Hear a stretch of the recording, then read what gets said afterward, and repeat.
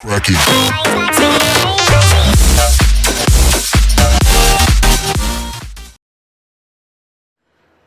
Boa noite, irmãos. Louvado seja Deus. Que bom estar com vocês aqui em mais uma terça-feira.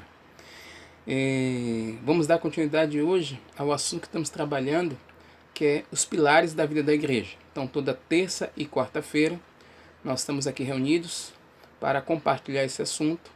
E já trabalhamos o primeiro pilar, o ambiente da igreja. Trabalhamos o segundo pilar semana passada, doutrina dos apóstolos. E hoje vamos iniciar o terceiro, que fala da comunhão. Tá ok? Mas antes eu quero começar orando com vocês e depois eu vou passar os nossos canais aí para que você possa estar acompanhando, tá ok? Então que Deus possa nos abençoar nesse momento. Pai amado, nós louvamos, exaltamos e bendizemos o teu nome. Senhor, tu és perfeito. Tu és, Pai, digno de receber todo louvor. Nós temos a plena certeza de que o Senhor está no controle de todas as coisas. Confiamos em Ti e descansamos no Senhor. Pai, agradecemos por Tua misericórdia revelada a nós, pela oportunidade de vida que tem nos dado por meio de Jesus, para que pudéssemos realmente ser nova criação e pudéssemos, nesse novo estado de transformação, poder ajudar outros. Continua trabalhando em nós, nos aperfeiçoando, e que o Senhor continue estendendo as Tuas mãos poderosas sobre nós, para continuar proclamando as Tuas verdades.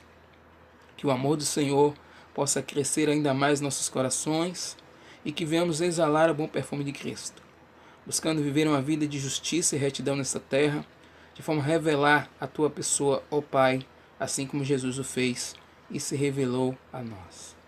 Agradecemos a Ti, suplicamos também pelas aquelas pessoas que estão enfermas, pelas aquelas que estão desenganadas, pelas aquelas que estão desesperadas e angustiadas. Pai, tem misericórdia, entra com Tua ação poderosa no nome de Jesus. Pai, também eu te peço pelas pessoas que estão necessitadas financeiramente, muitos que já estão desempregados, outros que não sabem o que fazer porque não têm provisão de alimento. Senhor, tenha misericórdia. Em nome de Jesus, eu te peço, Pai, ajuda-os. Dai também, Senhor, sabedoria aos governantes, Pai, para que possam realmente preocupar-se com o povo e saber, segundo a orientação e sabedoria vinda dos céus, como proceder neste momento tão difícil. Pai, ajuda a tua igreja também, que a tua igreja se levante com sabedoria, tua igreja se levante, Senhor, para revelar a tua glória, com uma assistência também, com ação eficaz, para que com ousadia possa anunciar o teu evangelho. Nós exaltamos e glorificamos, Pai, em nome de Jesus. Toma a primazia do que há de acontecer aqui nesta noite.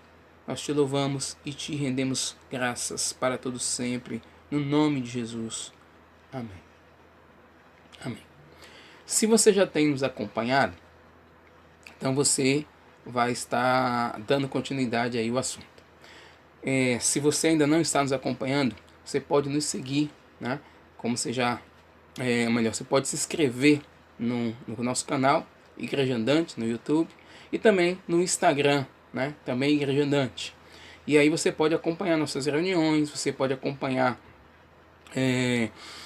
as palavras que vamos compartilhando com os irmãos, tá bom? E assim também poder ser fortalecido em sua fé e ser edificado. Esse é o nosso desejo, que Deus possa revelar-se a você, que Deus possa ministrar o teu coração e que mais que uma palavra que você venha ouvir, você venha receber a revelação da pessoa de Cristo Jesus, tá bom? E você possa ser fortalecido na fé. Aqueles que já são irmãos em Cristo Jesus, que sejam renovados em nome de Jesus, sejam avivados na fé, recebam graça, sabedoria, unção de ousadia, para que possam compartilhar a palavra nesse momento tão difícil que tem afetado o mundo e possam realmente revelar a pessoa de Cristo através de vocês. E você que porventura ainda não tenha rendido sua vida a Cristo Jesus, que você possa encontrá-lo. Que essas palavras que vamos compartilhar aqui com vocês venham ser um incentivo e também que venham revelar a pessoa de Cristo Jesus a você, de forma que você venha ter uma experiência com Ele e essa experiência te leve a uma vida de compromisso e responsabilidade com o Senhor. E Ele vai poder realmente te transformar e levar por um caminho digo a você, de transformação, para que você possa realmente representar e evidenciar a glória de Deus. Amém? Então, que todos que estão nesse momento nos ouvindo sejam ricamente abençoados para a honra e glória do nosso Senhor Jesus. Amém, amados? Então, como eu ia dizendo, é um prazer enorme estar com vocês aqui, né?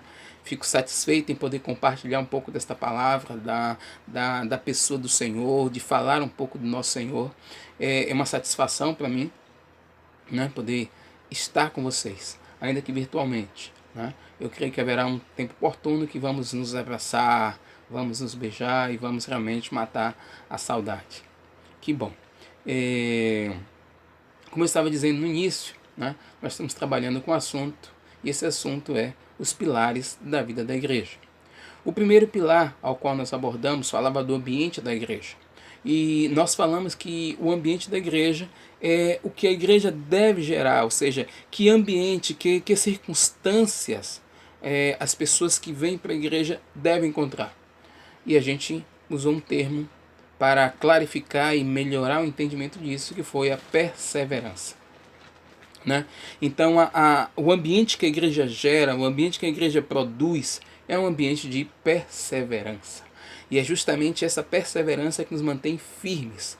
E o próprio Senhor Jesus disse certa vez que aqueles que perseverarem até o fim, esses serão salvos. Nós vivemos esse ambiente de perseverança por quê? Porque há uma luta constante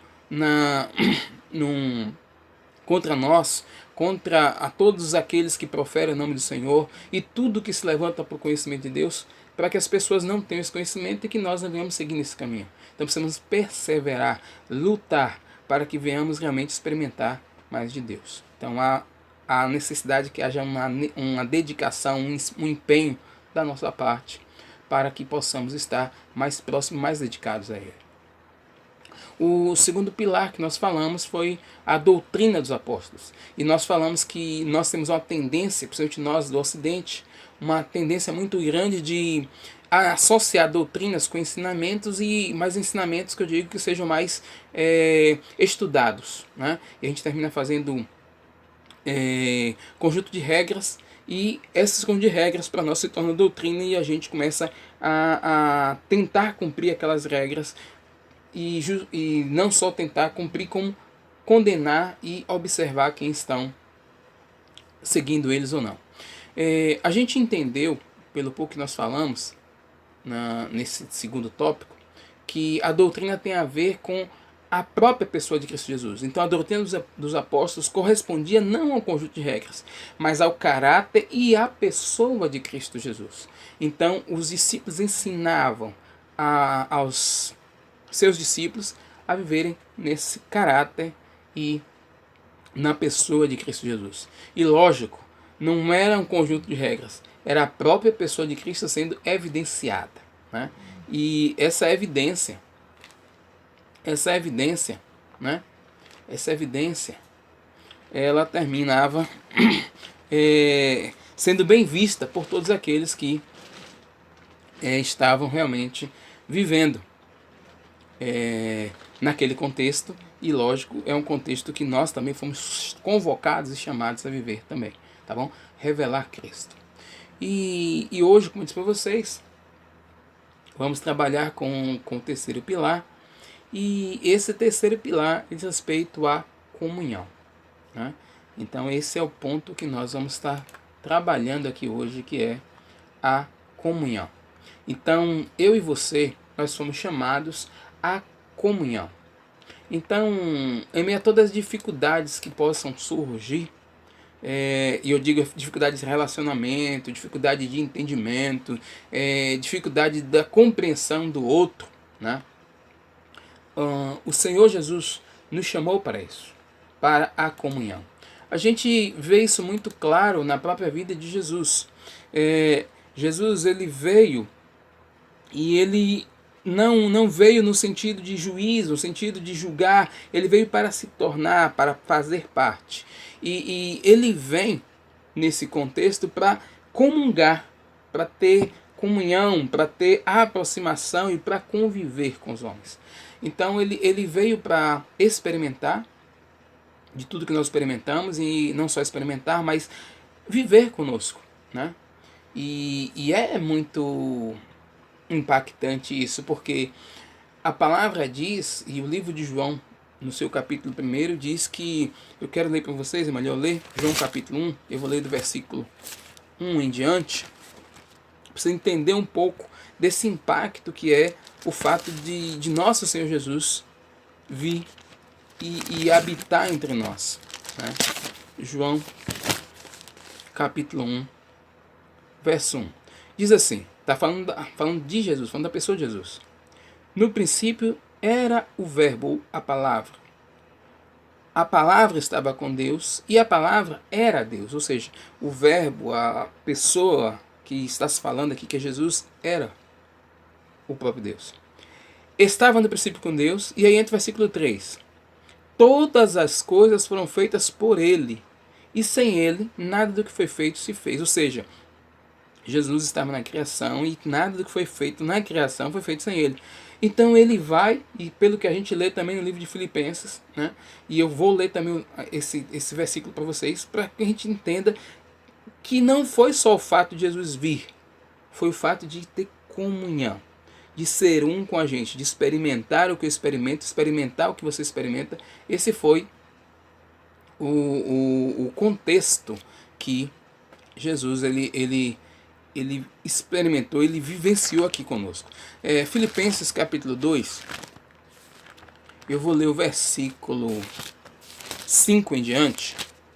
É um texto conhecido nosso, mas é muito impactante, principalmente falando do que Jesus vai fazer com a gente, ou no nosso meio. Filipenses 2, verso 5. Que haja em vós o mesmo sentimento que também houve em Cristo Jesus. Aí ele entra no versículo 6. Que sendo Deus, ou em forma de Deus, não teve por usurpação ser igual a Deus, mas se esvaziou, tomando sobre si a forma de servo e fazendo-se semelhante aos homens. Olha que coisa interessante. Então, como eu disse para vocês, quem era Jesus? Aquele que estava com Deus, aquele que era Deus. A gente vê isso também no próprio Filipenses que acabamos de ler. Não teve por usurpação entre nós ser tratado como Deus. O que Paulo quer dizer aqui em Filipenses é, ele veio, ainda que sendo Deus, ainda que tendo toda a autoridade, ainda que tendo construído tudo, ele não veio aqui na forma de Deus e não veio se colocar numa posição de pompa e dizer, não, eu sou o poderoso, eu sou o Senhor de tudo. Não, ele se esvaziou. E ele veio, nesse contexto de esvaziamento, conviver conosco. E a gente lembra que Jesus ele nasce num contexto de uma família pobre, uma família sem pompa, e tem comunhão com todas aquelas pessoas que estão ao seu redor. A própria escolha dos discípulos são homens iletrados, são homens simples, né? Que vão acompanhar e vão se tornar os seus apóstolos. E Jesus teve com aqueles homens por 3 anos e meio, especificamente falando do ministério, a partir dos 30 anos que ele assume o serviço. E ele tem comunhão.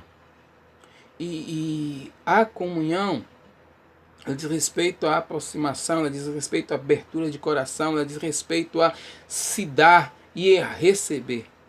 E a gente vê um Jesus que ensina, que participa da vida daquelas pessoas, ensinando, mas também experimentando deles, né? Se tornando amigos dele, né? Amigo deles, como foi o caso do próprio Judas, que Jesus tem Judas como amigo, né?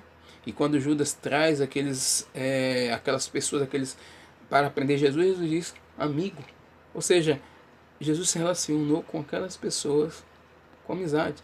Tem um momento que, um pouco antes Jesus ser entregue, ele se revela aos seus apóstolos e fala, minha alma está profundamente triste até a morte. Ou seja, ele não se coloca como super-homem, como aquele que não sofre, como aquele que não sente, mas ele experimenta. Tem um momento lá que a gente vê em João capítulo 11, quando Lázaro morre, né? A gente vê que Marta e Maria, né? Marta primeiro fala, depois que Maria fala. A palavra diz que Jesus chorou, ou seja, ele está envolvido com a gente, ele veio, está relacionado com a gente, não foi para nos espionar, foi para participar com a gente. Então, quando nós falamos do evangelho proposto por Cristo Jesus, é um evangelho que fala de comunhão.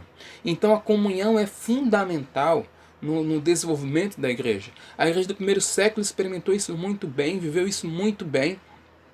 E a igreja era caracterizada, era uma característica forte, a comunhão.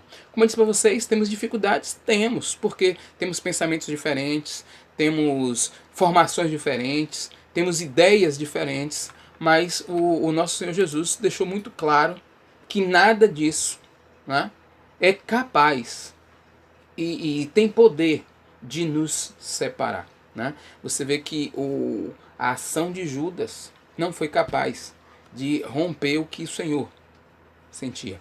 A ação dos homens não foi capaz de romper o que o Senhor sentia. Né? Tanto é que quando ele está na cruz, a oração que ele faz é: Pai, perdoa-lhes, porque eles não sabem o que faz. Ou seja, a única pessoa que pode romper, que pode quebrar comunhão com outra, é a própria pessoa. Ou seja, no meu caso, falando do meu caso com as pessoas, quem vai poder romper comunhão com vocês sou eu, pelas minhas posturas, pelas minhas ações.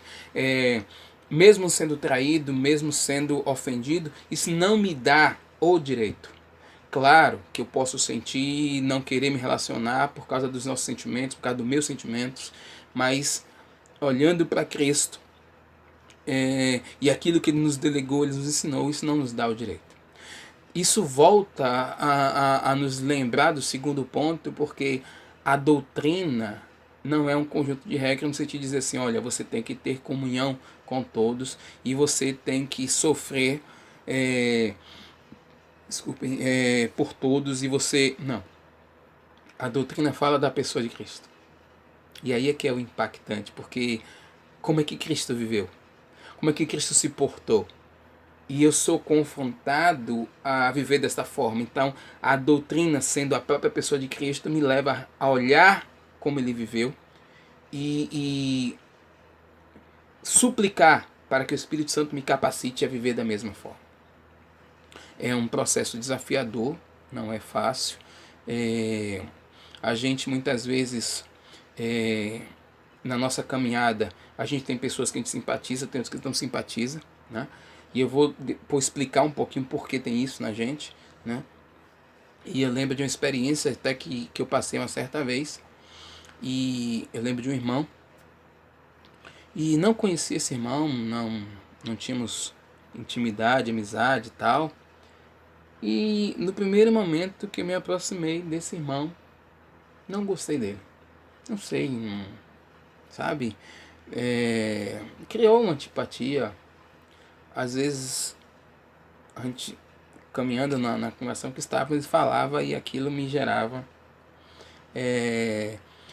antipatia mesmo. Eu não queria estar perto dele. Bem, eu entendo que não era uma postura correta. Contudo, era meu sentimento. E aquilo me levou a um confronto. E eu comecei a orar ao Senhor e falar: Senhor, eu não aceito esse sentimento, né? E eu preciso que o Senhor me ajude, né? E eu lembro que o meu pastor na época, ele dizia o seguinte: o amor não é um sentimento, o amor é uma ordem. Então tem que ser praticada, tem que ser obedecida. E eu orei ao Senhor e falei: se o amor é uma prática, então não tem a ver com o que eu sinto, não tem a ver com o que eu acho, então eu vou praticar o amor. E eu comecei a fazer o que meu pastor havia me orientado. Tratar aquela pessoa com amor. Ou como tem que ser tratado uma pessoa quando você a ama. E eu comecei a tratar esse irmão dessa forma. E, irmãos, o resultado foi fantástico. Aquele sentimento de antipatia desapareceu, né? E eu também procurei o irmão, pedi perdão a ele. Eu lembro que ele não entendeu por que o perdão. Eu falei, irmão, eu não sei o que aconteceu, mas no primeiro momento que eu ouvi, eu não simpatizei com você e eu quero te pedir perdão. E aí ele ficou meio assim, mas depois nós paramos, oramos juntos, cancelamos aquilo e nos tornamos muito amigos para a glória do Senhor. E começamos a experimentar de um amor em Cristo Jesus, de irmandade, de comunhão, porque realmente eu não permiti, e graças a Deus ele também não se permitiu, que aquela diferença, aquele sentimento perpetuasse, né? E isso é algo que está no ser humano e, como eu disse para vocês, eu ia explicar, né? A palavra nos ensina que quando Deus nos criou, e a gente vê esse livro de Gênesis logo no início, lá Gênesis capítulo 1, que diz que fomos criados à imagem e semelhança de Deus. Sendo criados à imagem e semelhança de Deus, e lógico, hoje fica difícil a gente muitas vezes entender isso, por toda a situação do mundo, de violência, de maldade, mas Jesus, ele viveu e nos mostrou o que era essa imagem e semelhança que havíamos perdido, né? Então, em Jesus nós vimos como fomos criados. Jesus, ele era a imagem daquele Adão que Deus criou. Tanto é que Paulo fala a Jesus o último Adão, porque era a imagem de como éramos. Por isso que quando eu digo a você, precisamos ser como Jesus, precisamos ser como o que Deus nos criou a ser. E em Jesus nós vemos essa questão do amor incondicional. Jesus amou os homens, independente do que os homens tinham lhe oferecer. Jesus perdoou os homens, independente do que os homens pudessem entender ou compreender, se fossem perdoá-lo ou não. É essa característica que nós perdemos no Éden. Fomos criados em mais semelhança, mas quando o pecado entrou, Romanos capítulo 5, versículo 12, diz que por um homem entrou o pecado no mundo e com ele a morte. Então quando o pecado entrou, o pecado começou a desfazer tudo de perfeito que havia. Você vê que havia comunhão entre Deus e o homem, e essa comunhão foi quebrada a ponto de quando o Senhor vem, que o Senhor visitava no cair da tarde todo dia o homem, e quando Deus procura o homem vê-se escondido. O pecado entrou e agora o homem aponta e diz que foi a mulher que o induziu ao erro, e começa a gerar acusação. Não há mais cumplicidade, não há mais unidade. Então a partir dali a coisa começa a realmente tomar esse rumo todo destruído de comunhão e de amizade que havia. A gente já viu homicídios acontecendo posteriormente, né? Com a história de Caim e Abel, e a gente vê perversidades ainda maiores. E fica caracterizado essa perda, né? de unidade, de comunhão entre os homens. E isso tem se perpetuado. Então, no Éden, nós fomos criados segundo a imagem, mas também lá no Éden aconteceu a ruptura da nossa imagem e semelhança, e isso passou. Então, há em nós ainda essa semente maligna, né? Cristo Jesus, ele nos ofereceu a oportunidade nele de retorno, né? A gente até falou uma palavra hebraica de techuvá, de retornar ao início. E retornar ao início é justamente retornar à pessoa de Cristo Jesus. Contudo, precisa que haja um esforço da minha parte. Como eu disse para vocês, o meu sentimento, que lógico foi danificado pelo pecado, ao olhar aquele irmão, me levou a um sentimento de quê? Antipatia. Mas precisou que eu negasse o sentimento e obedecesse ao princípio da palavra, que diz que eu tenho que amar primeiro ao Senhor, né? Acima de todas as coisas, e ao meu próximo como a mim mesmo. E a obediência ao princípio do amor rompeu com o poder do sentimento. Então, se a gente observar com tranquilidade, a gente vai entender o seguinte: o ato de desobediência que Adão cometeu com Eva e que passou para todos os homens gerou toda a ação de morte e destruição em várias áreas, e passou, lógico, a todos os homens, mas a ação de obediência vista em Cristo Jesus trouxe restauração. Então, quando eu caminho pela desobediência, eu continuo gerando situações que virão me afastar, não só de Deus, mas dos homens. Mas quando eu ajo por obediência, essa ação de obediência me aproximará de Deus, como também me aproximará das pessoas. Deixa eu ler um texto com vocês, eu já li um outro momento, mas ele tem uma ordem muito interessante para a gente entender essa parte que eu disse para vocês da obediência e da desobediência. Tem Isaías, capítulo 59, versos 1 e 2. Isaías, capítulo 59, versos 1 e 2. Diz assim, no versículo 1, Isaías 59, verso 1.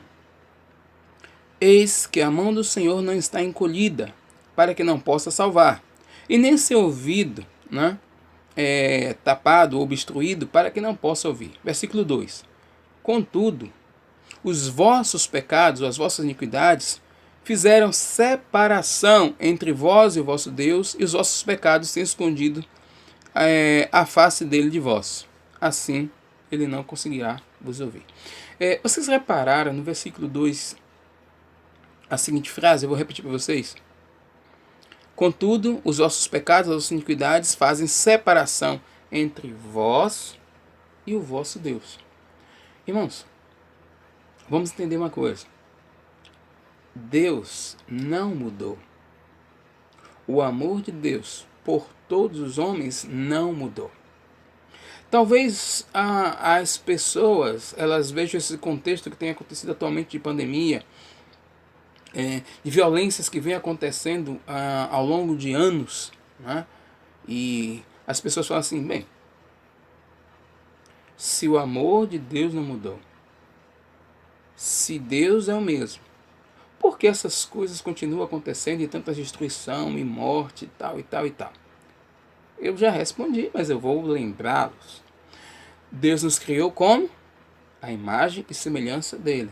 Em momento algum, Deus desejou para o homem que o homem vivesse uma vida destruída ou completamente envoltas em situações como se tem vivido atualmente.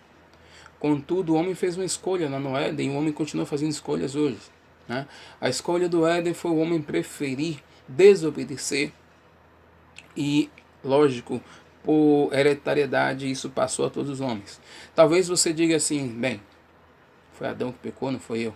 Mas se você parar um pouco e observar, as suas escolhas também têm sido escolhas diferentes daquilo que Deus gostaria que você escolhesse. Há em você e há em mim uma tendência à desobediência.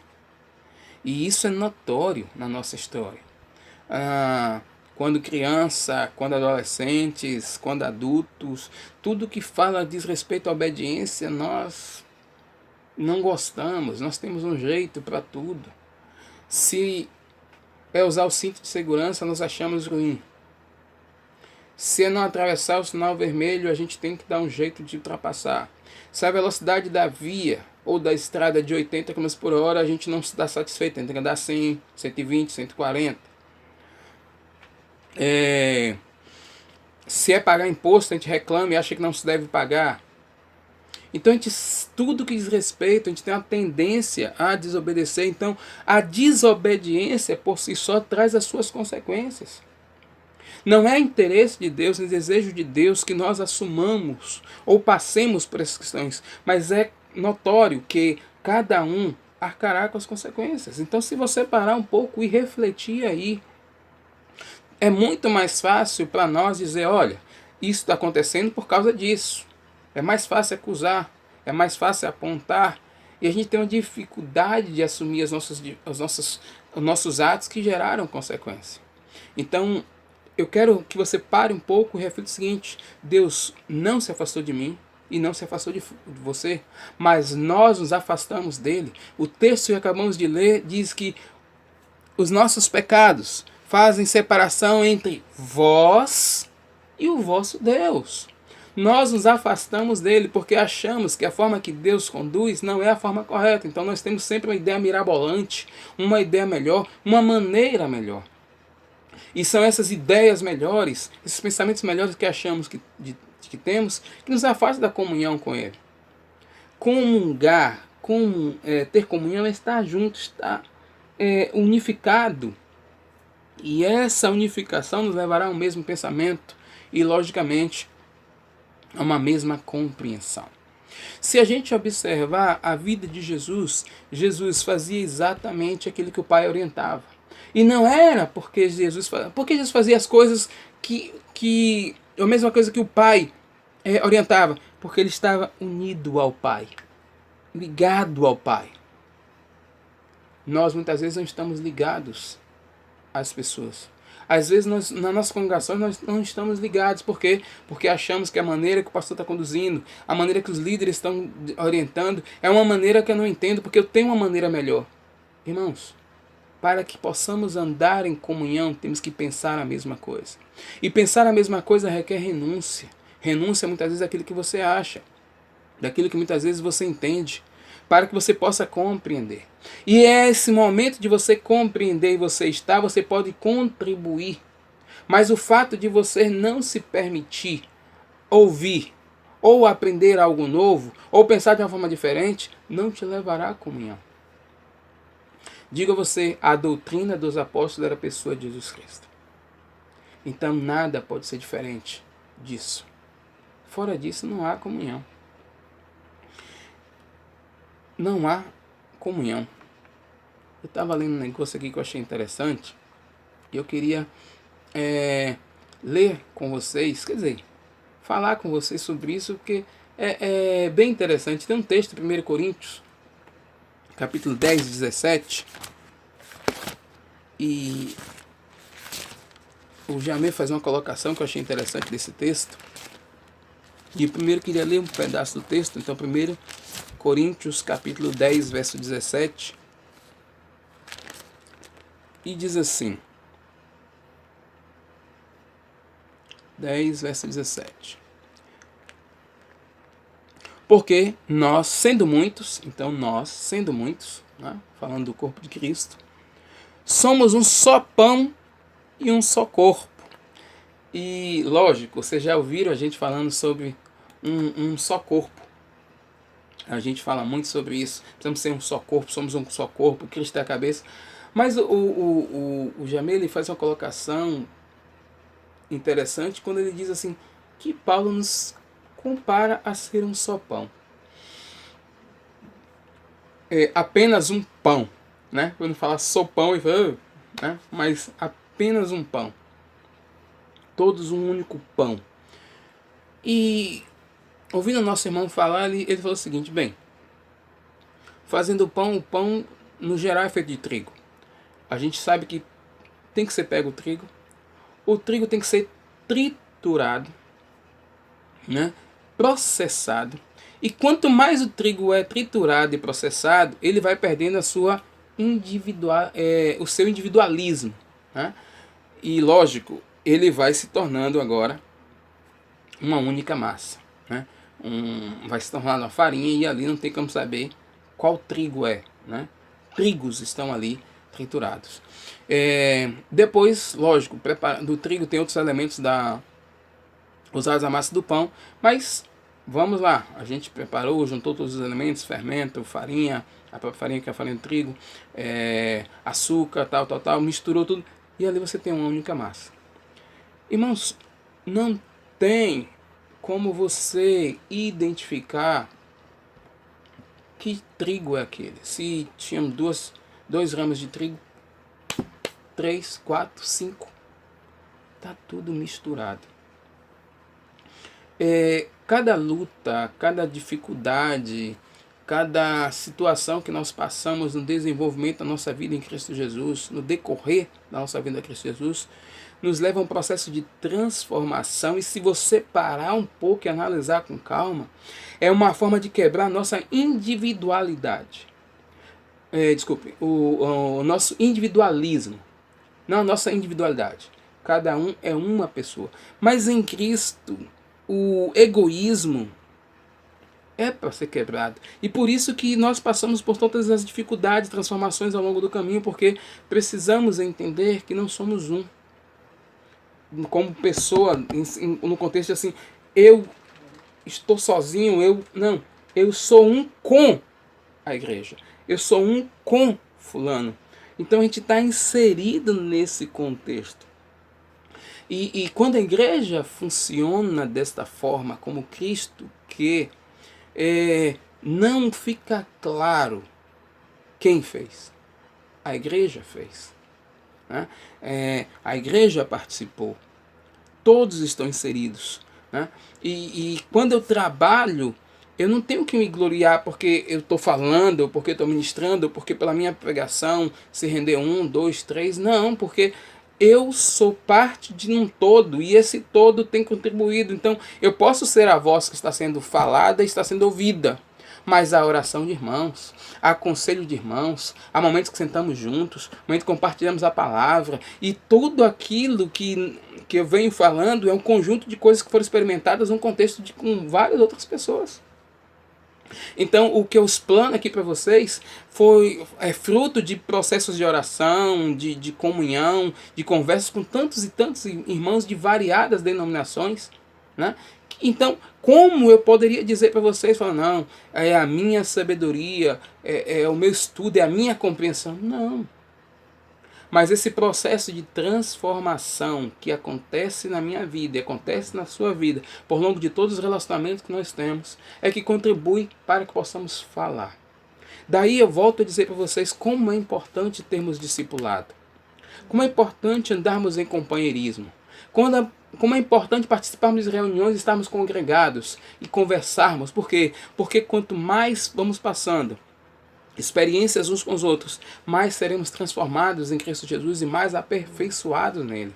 Precisamos entender isso, ou seja, o fato do pastor estar na frente e ministrar é fruto de um processo de transformação, de tantas comunhões, intimidade, relacionamento, de impactos, de confrontos, que ele vivenciou pelo ambiente da igreja, de perseverança, pela doutrina da pessoa de Cristo Jesus.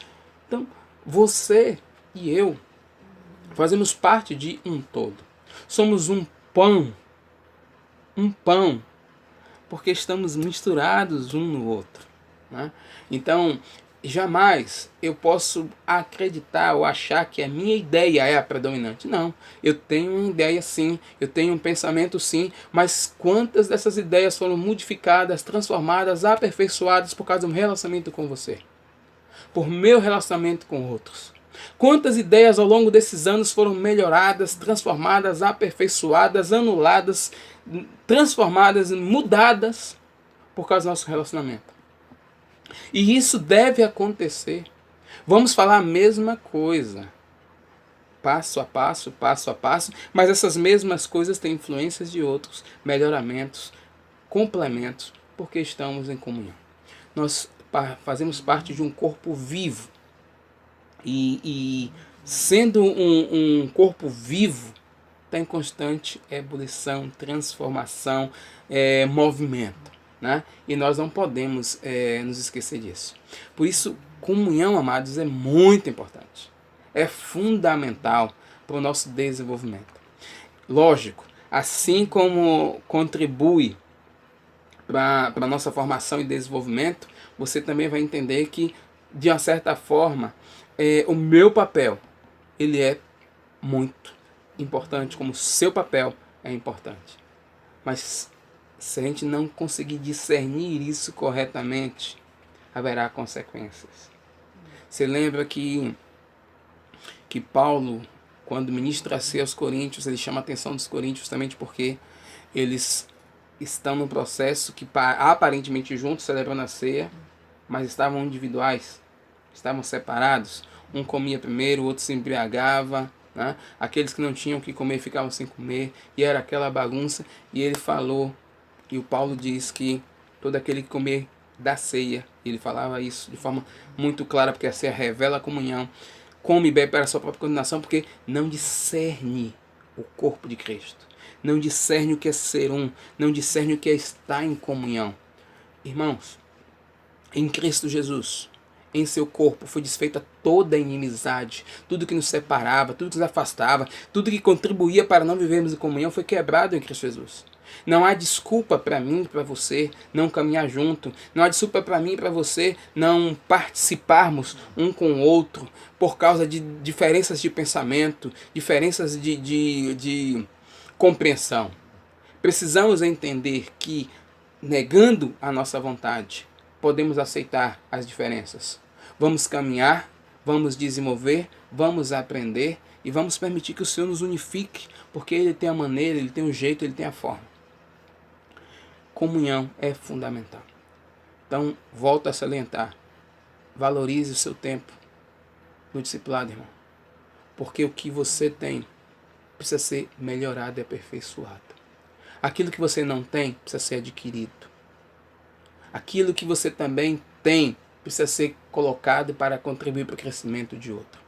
Valorize também o tempo de companheirismo. Tem irmãos, bata papo com ele, conversa com ele.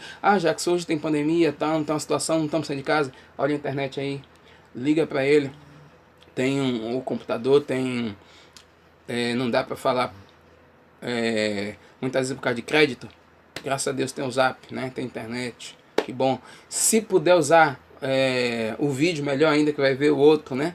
Às vezes a gente fica muito tempo sem ver, então tá aí uma dica para você estar falando, né? Valorize o seu tempo da reunião. Hoje não estamos podendo fazer uma reunião presencial, mas quando voltarmos a ter, valorize participar dos grupos nas casas. E não é só participar porque você precisa ouvir uma palavra. O que você tem para falar é importante para o todo. É uma palavra sua que pode levar a uma reflexão, um desenvolvimento, a entender algo que talvez não tínhamos entendido ainda e compreendido. Então, o participar daquela reunião, seja nos grupos nas casas, seja no domingo, é para que você possa fazer parte de um todo. É importante, amados, tá bom? Compartilha, coloca para fora, anuncia, deixa que essa vida que está em você possa ser explanada. A vida que há em você precisa realmente transbordar, ok? Então, eu encerro essa primeira parte, amanhã eu concluo um pouco. Amanhã eu concluo sobre comunhão, esse terceiro pilar, mas lembrando a vocês que o texto que eu li de 1 Coríntios 1,17, essa primeira parte para mim também é muito interessante, porque nós, sendo muitos, somos um só pão. Apenas um pão. Amém? Vamos orar, vamos pedir que o Espírito Santo clarifique isso no nosso coração, tá bom? E possa ministrar no seu coração e no meu. Pai amado, louvado seja o teu nome. Senhor, nos ensina ainda mais sobre comunhão, para compreender o teu desejo e a tua vontade, que já foi manifesto por meio de Jesus, que foi revelado pela tua igreja do primeiro século, e que precisamos compreender com profundidade. Senhor, faz-nos para que realmente sejamos apenas um pão, para a glória do Senhor. Pai, eu te louvo, eu te exalto no nome de Jesus. Abençoa-nos nesta noite mais uma vez. Senhor, mais uma vez, ser com todos aqueles que estão ouvindo esta palavra, no nome de Jesus. Amém. Foi um prazer estar com vocês. Deus abençoe. Com fé em Deus, até amanhã. Nós nos vemos. Grande abraço. Tchau. Deus abençoe, amados.